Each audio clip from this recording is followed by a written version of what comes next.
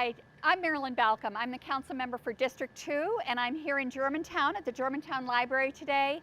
We're having a conversation today with Police Officer Marcus Dixon, the Community Service Officer, and Police Officer John Johnson, the School Safety Coordinator for Police District 5.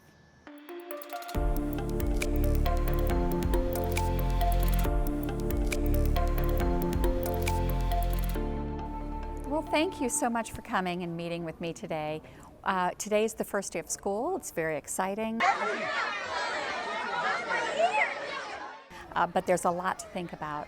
So would you have any tips for kids in terms of safety, of getting ready to go to school, and what should they be paying attention to? The main thing is be where you're supposed to be. Obviously, we're not talking about skipping school on the first day, hopefully any day for that matter.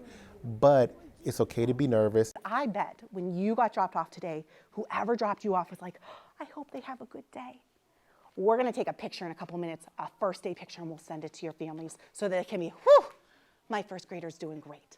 But you have counselors, you have teachers, tell them, I'm feeling a little nervous or what have you, but they'll be reassured that everything's gonna be okay. I went to BCC High School, so I was born and raised in the county, and my go-to person was actually the cafeteria manager. When little Marcus wasn't eating, she knew I was anxious or worried about something, and she would actually stop the lunch line. And she would say, okay, Marcus, until you talk to me, tell me what's going on, no one's gonna eat. So that became my trusted adult, and it made wonders for me knowing there was that someone there who cared. That's great.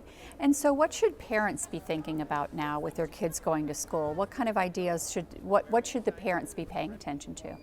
First and foremost is communication with the school. To speak with teachers, speak with guidance counselors, because what you don't want to have happen is, academically speaking, having there be an issue and you don't realize it until interims come out. Not that that ever happened to me at all or anything like that. But also, I'll be honest, being bilingual, every school has a Spanish-speaking person as well, and almost most schools have 4 or 5 people speaking different languages. So language shouldn't be an excuse not to contact the school. How would you suggest parents and kids get their kids engaged? The biggest thing for me are after-school activities. Call it. That's how you make friends and build a school camaraderie, if you will. I always told my children, who your friends become those first 2 weeks of school will dictate what kind of school year it's going to be. You want to be with positive kids, with positive people.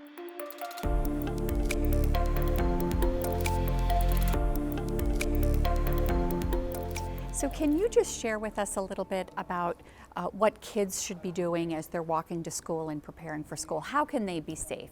One of the things that the kids can do is be organized when they get ready to leave home, and leave home in a timely manner, because a lot of kids wait until it's too late to try to run out and catch the bus, and that's very dangerous, because we're still at the stage now where parents and other drivers are transitioning to seeing kids in the roadway, especially the older kids, the middle schoolers and the high school kids. They need to put the phone down and have their eyes up so that they can see the traffic that's going on around them. And the drivers, I know it can be confusing as to when a driver's supposed to stop for a bus and whether it's a 1-lane, 2-lane divided highway.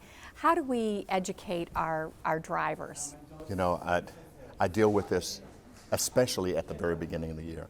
The thing that parents need to know and drivers need to know is if it is a divided highway and there is no physical barrier, they must stop. If there's a physical barrier, whether it be an actual Jersey wall or a median, they don't have to stop. The ones on the opposite side of the road. Everyone that's behind the bus has to stop. Yep. And when they fail to do that, there's a hefty fine that goes along with that, because that means that that driver has placed someone in danger. And I know just on my route to work, I pass several schools. And we have crossing guards and we have safety patrol. And how does a kid get involved in safety patrol? The safety patrol program is geared for a 5th grader.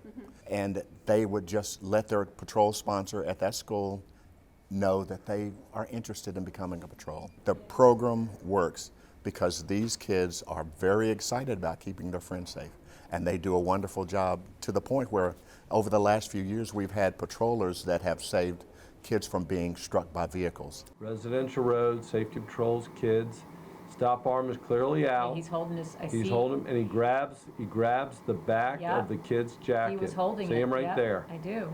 Everyone kind of laughs at the term, it takes a village, but it truly does. You know, everyone has to take responsibility.